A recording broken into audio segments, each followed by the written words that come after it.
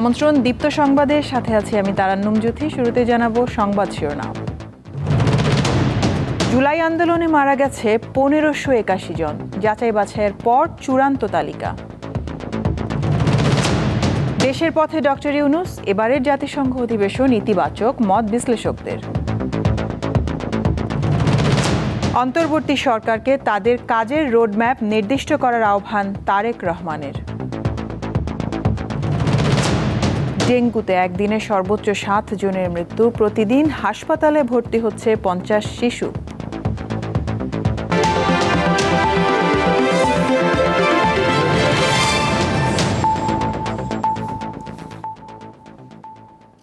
জুলাই আগস্টের গণঅভ্যুত্থানে 1581 জন নিহতের প্রাথমিক তালিকা প্রকাশ করেছে বৈষম্য বিরোধী ছাত্র আন্দোলনের স্বাস্থ্য বিষয়ক উপকমিটি।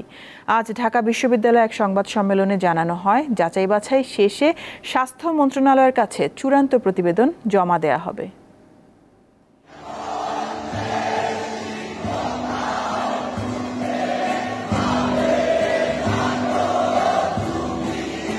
ছাত্র জনতার আন্দোলনে 5 আগস্ট দেশ ছেড়ে পালিয়ে যান সাবেক প্রধানমন্ত্রী শেখ হাসিনা। কোটা সংস্কার থেকে শুরু হয়ে এক পর্যায়ে সরকার পতনে রূপ নেয় এই আন্দোলন। প্রাণ হারান শিক্ষার্থী সহ বিপুল সংখ্যক মানুষ। শনিবার বিকালে ঢাকা বিশ্ববিদ্যালয়ের টিএসসি অডিটোরিয়ামে বৈষম্য বিরোধী ছাত্র আন্দোলনের স্বাস্থ্য বিষয়ক কেন্দ্রীয় উপকমিটি এবং জাতীয় নাগরিক কমিটি জানিয়েছে, নিহতদের প্রাথমিক তালিকায় 1581 জন ব্যক্তির তথ্য অন্তর্ভুক্ত রয়েছে। তাদের বেশিরভাগেরই বয়স 18 থেকে 30 বছরের মধ্যে। আমরা আমাদের অতি দ্রুত সত্তর নাগরিক কমিটির একটা ওয়েবসাইট আসবে এবং স্বাস্থ্য উপকমিটির ওয়েবসাইটগুলোতে আমরা ডেটাগুলো পাবলিশ করে দিব। আমরা ফুল ডেটাও পাবলিশ করতে পারতেছি না, বিভিন্ন পলিটিক্যাল দল হলো এগুলার সুযোগ নিতে চাচ্ছে বা বিভিন্ন যারা সোসাইটিতে লুম্পেন রয়েছে তারা এই জিনিসগুলো এগুলো নিয়েও রাজনীতি করার চেষ্টা চালাচ্ছে।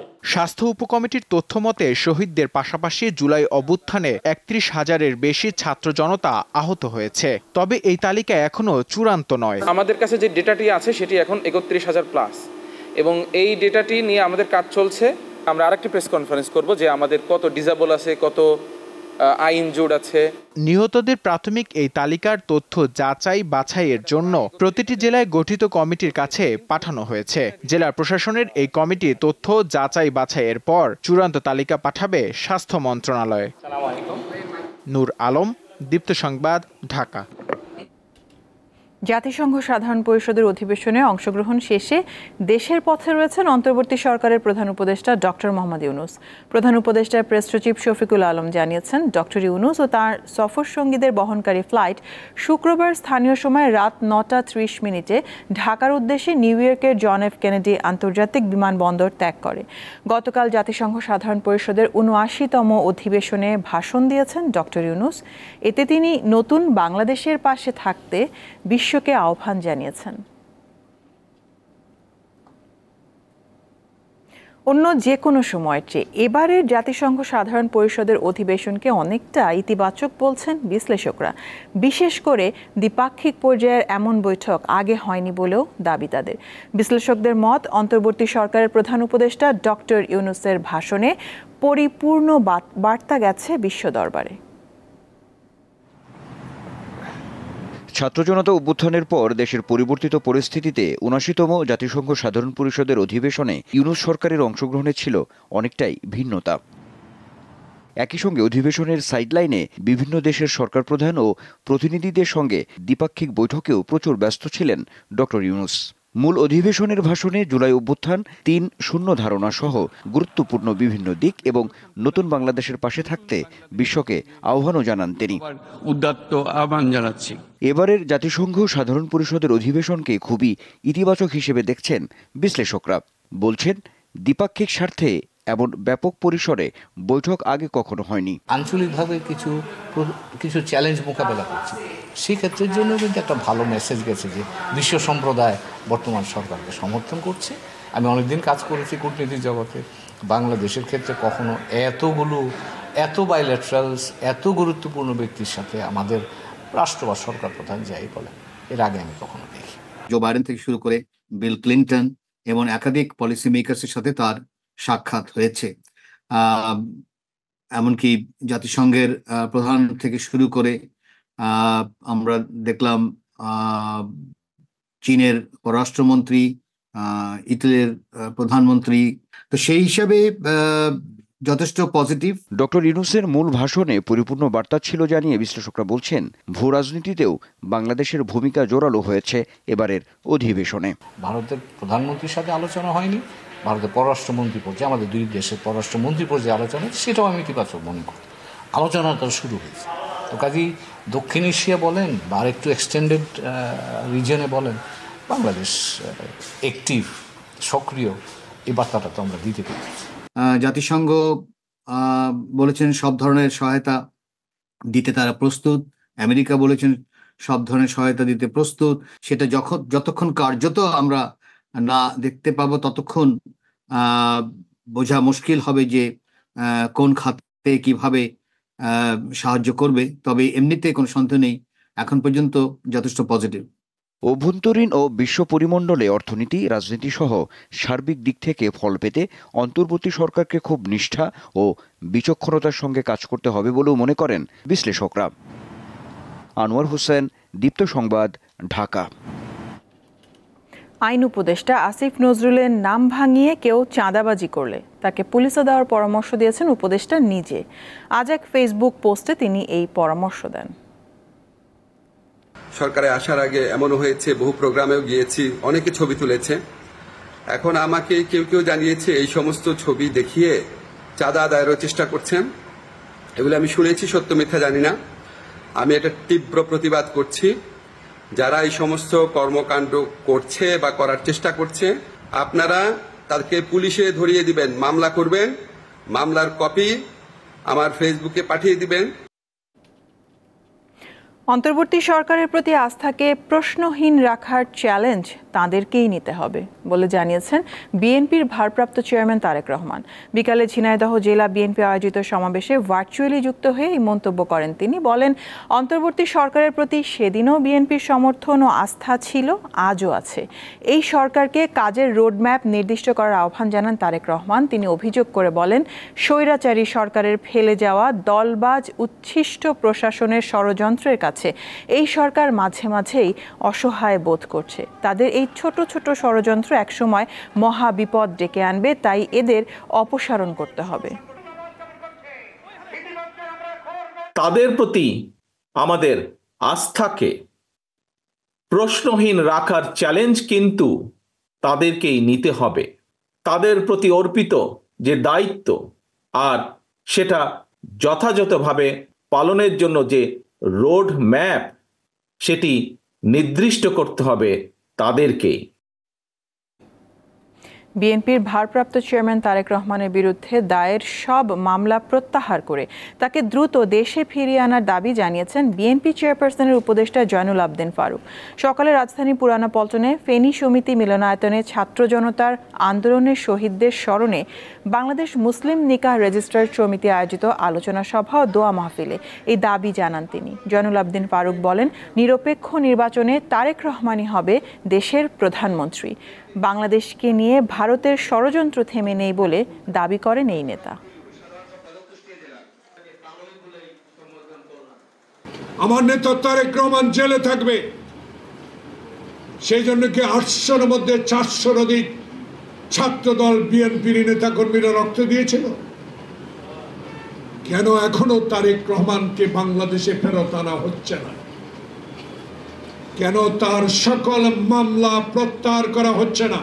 আপনি তারেক রহমানকে অবিলম্বে সকল মামলা প্রত্যাহার করে দেশে ফেরত আনার ব্যবস্থা করুন। বাংলাদেশ জামায়াতে ইসলামীর আমির শফিকুর রহমান বলেছেন, আবেগের বশবর্তী না হয়ে অন্তর্বর্তী সরকারকে জাতির প্রত্যাশার মধ্যে থেকে কাজ করতে হবে। সকালে চুয়াডাঙ্গার একটি হোটেলে আলোচনায় তিনি এই কথা বলেন। দেশবাসীকে ঐক্যবদ্ধ হওয়ার আহ্বান জানিয়ে শফিকুর রহমান বলেন, বিভক্তি নয়, ঐক্যই হোক জাতির সৌন্দর্য ও শক্তির প্রতীক। যৌক্তিক সময়ে নির্বাচনের আশা করছেন জামায়াত আমির।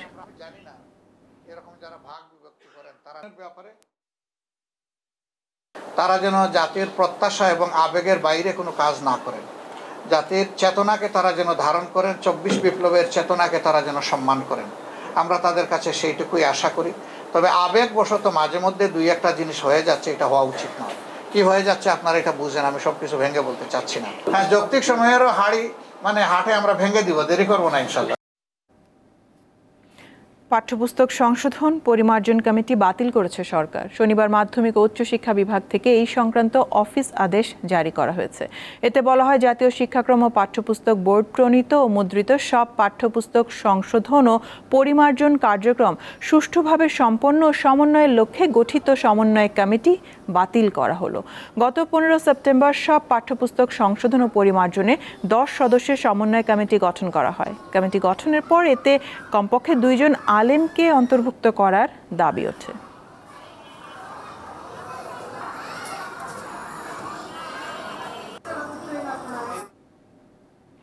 রাজধানীর বেশিরভাগ থানার কার্যক্রম শুরু হলেও নেই গতি। বৈষম্য বিরোধী ছাত্র আন্দোলনের সময় হামলা ও অগ্নিসংযোগের ঘটনায় মামলার আলামত সহ অনেক নথি পুড়ে যাওয়ায় বেকায়দায় পড়েছে পুলিশ ও সেবা প্রার্থীরা। নতুন মামলা না নেওয়ার অভিযোগও রয়েছে কোনো কোনো থানার বিরুদ্ধে। বৈষম্য বিরোধী ছাত্র আন্দোলন দমনে ব্যাপক শক্তি প্রয়োগ করে পুলিশ। হতাহত হন বহু মানুষ। তখন পুলিশের পাশাপাশি বিভিন্ন থানাও হামলার শিকার হয়। নিহত ও আহত হন বেশ কিছু পুলিশ সদস্য। 5 আগস্ট শেখ হাসিনার আওয়ামী লীগ সরকারের পতনের পর আরেক দফা হামলার শিকার হয় থানা পুলিশ। জীবন বাঁচাতে কর্মস্থল থেকে পালিয়ে যান অনেকে। অন্তর্বর্তীকালীন সরকারের 8 আগস্ট ডক্টর ইউনূসের নেতৃত্বে অন্তর্বর্তী সরকার গঠিত হয়, কিন্তু 1.5 মাস পরেও রাজধানীর অনেক থানার কার্যক্রম পুরোদমে চালু হয়নি। সবচেয়ে ক্ষতিগ্রস্ত হয়েছে যাত্রাবাড়ী থানা। মূল ভবন দেখে বোঝার উপায় নেই, কয়েক মাস আগে এখানে ছিল ব্যাপক কর্মব্যস্ততা। 6 তলা ভবন জুড়েই ধ্বংসযজ্ঞের চিহ্ন। সংস্কার কাজ চলমান থাকায় কয়েক কিলোমিটার দূরের ড্যামরা থানায় অস্থায়ীভাবে চলছে যাত্রাবাড়ী থানার কার্যক্রম, তবে নেই গতি। আমি 5 তারিখে যাত্রাবাড়ী থানায় আমার মাথার ভিতরে গুলি করে পুলিশে। মামলার বিষয়ে জানার জন্য আসছি, এখন আমি সেই বিষয়ে কথা বলতে পারি নাই। এসে দেখলাম খুব ব্যস্ত ওনারা ভিতরে, আবার ওনারা বেরোয় চলে গেল। কিছুটা ভিন্ন চিত্র বাড্ডা থানায়। অনেকটা স্বাভাবিকভাবে চলছে কাজকর্ম, তবে বৈষম্য বিরোধী ছাত্র জনতার আন্দোলনে শহীদ পরিবারের মামলা নিয়ে তালবাহানার অভিযোগ উঠেছে। এ ঘটনায় মানববন্ধন ও বিক্ষোভ মিছিল হয়েছে। আমার ছেলে এলোপাতাড়ি গুলিতে নিহত হওয়ার পর আমি 20 তারিখে একটা মামলা করি, এখন পর্যন্ত আসামি ধরছে না। আসামি আমাকে হুমকি ধামকি দিচ্ছে। যাচাই করুক, তদন্ত করুক, তাদের শাস্তির আওতায় আনুক, আমরা এটাই চাই। তবে অভিযোগ অস্বীকার করেন সদ্য যোগদান করা ভারপ্রাপ্ত কর্মকর্তা। আমি আসামি ধরি না, এই কথাটা সত্য নয়। আমি এ পর্যন্ত 12টা মামলা নিয়েছি। এই 12টা মামলা কোনো থানায় মনে হয় না। ঢাকা মহানগর পুলিশের অধীনে থানা রয়েছে 50টি। বৈষম্য বিরোধী ছাত্র আন্দোলনকে ঘিরে 21 থানা ও পুলিশের 216টি স্থাপনায় হামলা, ভাঙচুর ও অগ্নিসংযোগের ঘটনা ঘটেছে। নূর আলম, দীপ্ত সংবাদ, ঢাকা। পুলিশ বাহিনী জনগণের সত্যিকারের বন্ধু হতে চায় বলে মন্তব্য করেছেন পুলিশের মহাপরিদর্শক মইনুল ইসলাম। বিকালে চট্টগ্রামের সাংবাদিকদের সঙ্গে এক মতবিনিময় সভায় তিনি কথা বলেন। জানান, এরই মধ্যে কাজ শুরু করেছে পুলিশের সব ইউনিট, আর লুট হওয়া অস্ত্রের 75 ভাগ উদ্ধার হয়েছে। আপনারা শুনে খুশি হবেন যে এই অভিযানে এখন পর্যন্ত আমরা 238টি অস্ত্র উদ্ধার করতে পেরেছি। পুলিশের মধ্যে যে আগ্নেয়াস্ত্র লুট হয়েছিল তার ইতিমধ্যে 75 ভাগ অস্ত্র উদ্ধার হয়েছে। দেশে ডেঙ্গুতে আক্রান্ত হয়ে আরও 7 জনের মৃত্যু হয়েছে, যা চলতি বছরে এখন পর্যন্ত একদিনে সর্বোচ্চ। আর নতুন করে হাসপাতালে ভর্তি হয়েছেন 860 জন। এদিকে ডেঙ্গুতে আক্রান্ত হয়ে প্রতিদিন 50টির মতো শিশু বিভিন্ন হাসপাতালে ভর্তি হচ্ছে। এর মধ্যে 11 থেকে 15 বছরের শিশুর সংখ্যাই বেশি। ডেঙ্গুর সাথে ডায়রিয়া, টাইফয়েড ও অন্যান্য জটিলতাও দেখা দিচ্ছে।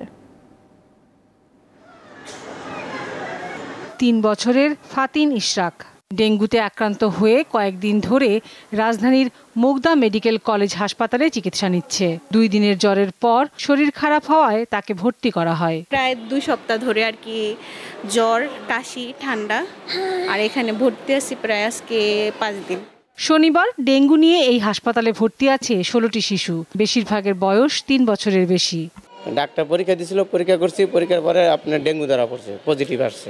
এখান থেকে যা পরামর্শ দিয়েছে সেই অনুযায়ী চিকিৎসা চালাচ্ছিলাম, তো মোটামুটি সুস্থই ছিল। হুট করে দেখি আবার নাক দিয়ে রক্ত ঝরতেছে, তো ইমার্জেন্সিভাবে আমরা তখন রাতে 10:30টার দিকে তখন আমরা এখানে চলে আসছি। স্বাস্থ্য অধিদপ্তরের তথ্য অনুযায়ী চলতি বছর 16 বছরের কম 22টি শিশু মারা গেছে। আক্রান্তের সংখ্যা প্রায় 2000। চিকিৎসকরা জানান, গত বছরের তুলনায় এবছর শিশুর ডেঙ্গু কম হচ্ছে। শিশু মানে যেগুলি স্কুল গোয়িং এজ বলে আমরা, যেটাকে 6 বছরের পরে, ওই বাচ্চাগুলি আক্রান্ত বেশি হয়। তবে ওভারঅল যদি বলি আমি, ওভারঅল আক্রান্তর হার এবার কম। কিন্তু একটা নির্দিষ্ট জিনিস আমরা এবার একটু লক্ষ্য করতেছি, যে এই ডেঙ্গু রোগীর সাথে অন্যান্য কোমরবিড কন্ডিশন এবার একটু দেখতেছি আমরা বেশি ডেঙ্গুর সাথে। যেমন ওই ডেঙ্গুর সাথে টাইফয়েড জ্বর আছে, ডেঙ্গুর সাথে হ্যাপাটাইটিস জন্ডিস আছে, এই রোগীগুলি একটু পাচ্ছি আমরা এবার বেশি।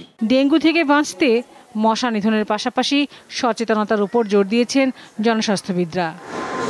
লাবণী গুহ, দীপ্ত সংবাদ, ঢাকা। একটি সেতুর অভাব ক্ষোভ আর হতাশা জন্ম দিচ্ছে ভোলাবাসীর মনে। দীর্ঘদিন ধরে বরিশাল ভোলা সেতু নির্মাণের দাবি জানিয়ে আসলেও অগ্রগতি নেই এই প্রকল্পের। সেতুটি নির্মাণ করতে চায় জাপানি প্রতিষ্ঠান মিয়াগাওয়া কেনসেটসু কোম্পানি লিমিটেড। পদ্মা সেতু তৈরির পর দেশের দক্ষিণ ও দক্ষিণ পশ্চিমাঞ্চলের প্রায় সব জেলা রাজধানীর সাথে সরাসরি সড়ক সংযোগে এসেছে। ব্যতিক্রম শুধু ভোলা। বরিশাল হয়ে নৌপথে কয়েক ঘন্টার পথ পাড়ি দিয়ে পৌঁছাতে হয় দেশের দক্ষিণের এই দ্বীপ জেলায়।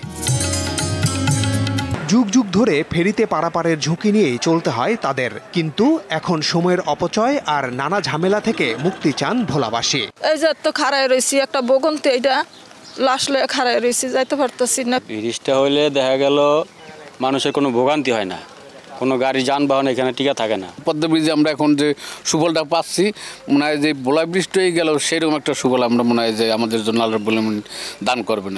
সময় অনেক বাঁচবে এবং আমাদের আর্থিক অনেক খরচ কম হবে এবং যাতায়াতের আমাদের অনেক সুবিধা হবে।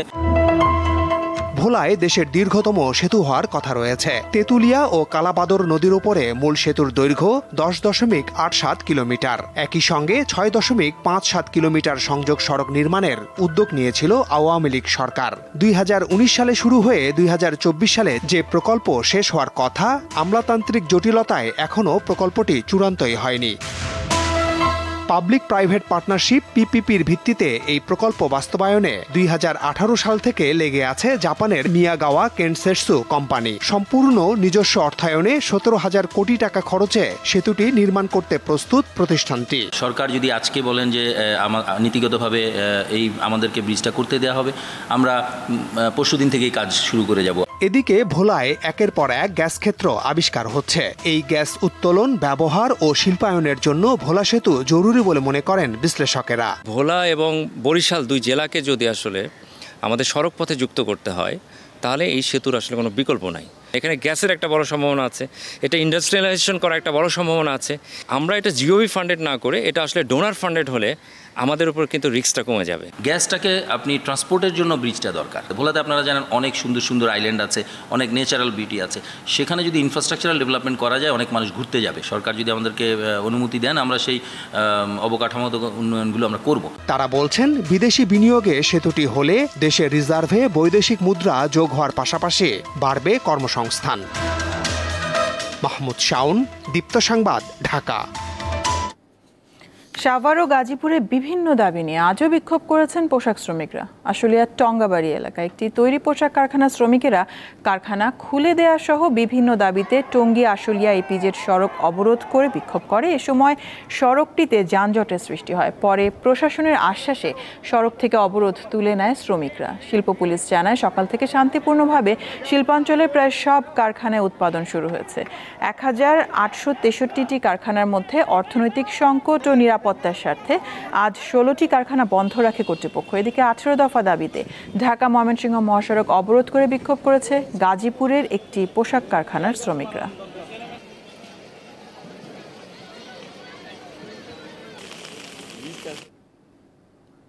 সেনা কর্মকর্তা লেফটেন্যান্ট তানজিম সরোয়ার নির্জন হত্যাকাণ্ডের মূল হোতা নাসির উদ্দিন ও তার সহযোগী ডাকাত এনামুল হককে গ্রেপ্তার করেছে যৌথ বাহিনী। র্যাব জানিয়েছে কক্সবাজারের চকরিয়ার মধ্যম কাহারিয়া ঘোনা এলাকা থেকে সকালে তাদের গ্রেপ্তার করা হয়। নাসির উদ্দিন গলায় ছুরিকাঘাত করে সেনা কর্মকর্তা নির্জনের মৃত্যু নিশ্চিত করে বলে জানিয়েছে র্যাব। প্রাথমিক জিজ্ঞাসাবাদে গ্রেপ্তারকৃতরা হত্যাকাণ্ডে নিজেদের প্রত্যক্ষভাবে জড়িত থাকার কথা স্বীকার করেছে। গত 23 সেপ্টেম্বর কক্সবাজারের চকরিয়া ডুলাহাজারা ইউনিয়নের পূর্ব মাইজপাড়া এলাকায় অভিযানে গিয়ে ডাকাতদের ছুরিকাঘাতে নিহত হন তানজিম সরোয়ার নির্জন।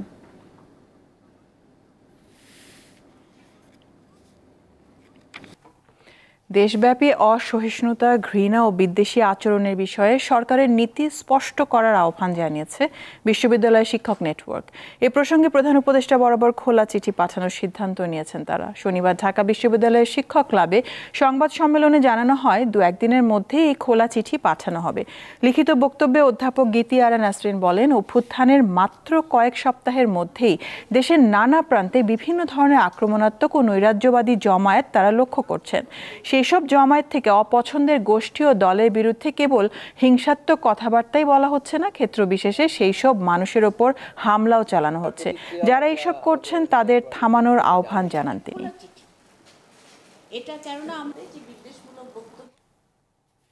দুর্নীতি ও অর্থ পাচারের অভিযোগে Bangladesh association of software and information services বেসিসের প্রেসিডেন্ট রাসেল আহমেদের পদত্যাগের দাবিতে শনিবার কার্যালয় ঘেরাও করে বিভিন্ন বেসরকারি বিশ্ববিদ্যালয়ের শিক্ষার্থীরা। দুপুরের পর কারওয়ান বাজারে বেসিস কার্যালয়ে এই দাবি নিয়ে হাজির হয় শিক্ষার্থীরা। এ সময় তারা অবরুদ্ধ করে রাখে প্রতিষ্ঠানের কর্মকর্তা কর্মচারীদের। পরে সেনাবাহিনীর উপস্থিতিতে দীর্ঘ আলোচনা হয়। শিক্ষার্থীদের অভিযোগগুলো লিখিত আকারে দেওয়ার পরামর্শ দিয়েছেন বেসিসের ভাইস প্রেসিডেন্ট সৈয়দ মোহাম্মদ কামাল। তদন্ত করে অভিযোগ প্রমাণিত হলে ব্যবস্থা নেওয়ার আশ্বাস দিয়েছেন তিনি।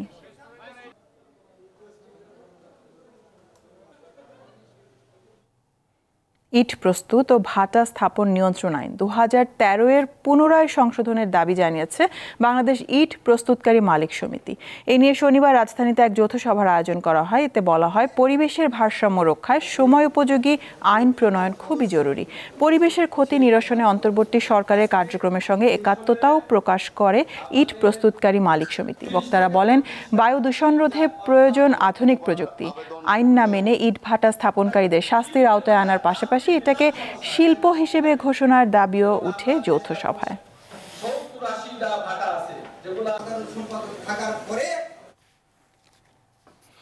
লেবাননের বৈরুতে হিজবুল্লাহর সদর দপ্তর সহ বিভিন্ন লক্ষ্যবস্তুতে ব্যাপক হামলা চালিয়েছে ইসরায়েলি বাহিনী। এতে ওই সশস্ত্র গোষ্ঠীর প্রধান হাসান নাসরুল্লাহ প্রাণ হারিয়েছেন বলে জানিয়েছে হিজবুল্লাহ। চলতি মাসের শুরুতে লেবাননের সশস্ত্র গোষ্ঠী হিজবুল্লাহর বিরুদ্ধে ইসরায়েল অভিযান শুরু করে। তবে সবচেয়ে ভয়াবহ হামলা চালায় শুক্রবার। হিজবুল্লাহ প্রধান হাসান নাসরুল্লাহর অবস্থান লক্ষ্য করে এই হামলা চালানো হয়। বৈরুতের শহরতলিতে ব্যাপক বোমাবর্ষণ করেছে ইসরায়েলি বাহিনী। এতে বহু সাধারণ মানুষ হতাহত হয়েছে বলে জানিয়েছে কাতার ভিত্তিক সংবাদ মাধ্যম আল জাজিরা। হিজবুল্লাহর আল-মানা টিভি দাবি করেছে, ইসরায়েলি হামলায় বেশ কয়েকটি ভবন ধ্বংসস্তূপে পরিণত হয়েছে। ইসরায়েলি বাহিনী দক্ষিণাঞ্চলীয় হারিথ্রিক ও দাহিয়ে এলাকা লক্ষ্য করে কমপক্ষে 15টি মিসাইল বোমা ছুড়েছে। বাংকার বাস্টার নামের প্রতিটি বোমার ওজন প্রায় 5000 পাউন্ড। হামলায় হাসান নাসরুল্লাহ প্রাণ হারিয়েছেন বলে দাবি করে ইসরায়েলের সামরিক বাহিনী। শুরুতে অস্বীকার করলেও পরে হিজবুল্লাহ নিশ্চিত করেছে তাদের প্রধান নেতা হাসান নাসরুল্লাহ ইসরায়েলি হামলায় নিহত হয়েছেন। এক বিবৃতিতে এই তথ্য নিশ্চিত করেছে তারা। তবে প্রধান নেতা মারা গেলেও শত্রুদের বিরুদ্ধে তাদের জিহাদ অব্যাহত থাকবে বলে জানিয়েছেন লেবাননের সশস্ত্র গোষ্ঠীটি। ইসরায়েলের হামলায় হিজবুল্লাহর ক্ষেপণাস্ত্র শাখার কমান্ডার মোহাম্মদ আলী ইসমাইল নিহত হয়েছে বলে জানিয়েছে আল জাজিরা। এই হামলাকে রাষ্ট্রীয় মদতপুষ্ট সন্ত্রাসবাদ বলে মন্তব্য করেন ইরানের প্রেসিডেন্ট মাসুদ পেজেশকিয়ান। বৈরুতে ইসরায়েলের হামলায় যুক্তরাষ্ট্রের কোনো ভূমিকা নেই বলে দাবি করেছেন প্রেসিডেন্ট জো বাইডেন। 2006 সালেও হিজবুল্লাহ ইসরায়েল যুদ্ধ হয়েছিল। তখনও ব্যাপক ধ্বংসযজ্ঞ চালিয়েছে ইসরায়েলি সেনারা। লুৎফা ফৌজিয়া, দীপ্ত, বার্তাকক্ষ। শেষ করব দীপ্ত সংবাদ শিরোনামগুলো জানাবো আরো একবার। জুলাই আন্দোলনে মারা গেছে 1581 জন, যাচাই বাছাইয়ের পর চূড়ান্ত তালিকা। দেশের পথে ডক্টর ইউনূস, এবারের জাতিসংঘ অধিবেশন ইতিবাচক মত বিশ্লেষকদের। অন্তর্বর্তী সরকারকে তাদের কাজের রোডম্যাপ নির্দিষ্ট করার আহ্বান তারেক রহমানের।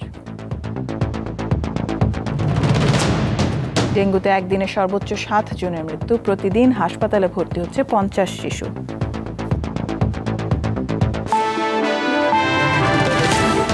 এই ছিল এখনকার মতন। আমি তারান্নুম জুথি বিদায় নিচ্ছি। দর্শক, আরও তথ্য বিনোদনের সংবাদ জানতে যুক্ত থাকুন দীপ্ত টিভির ডিজিটাল প্ল্যাটফর্মগুলোতে। ধন্যবাদ সবাইকে।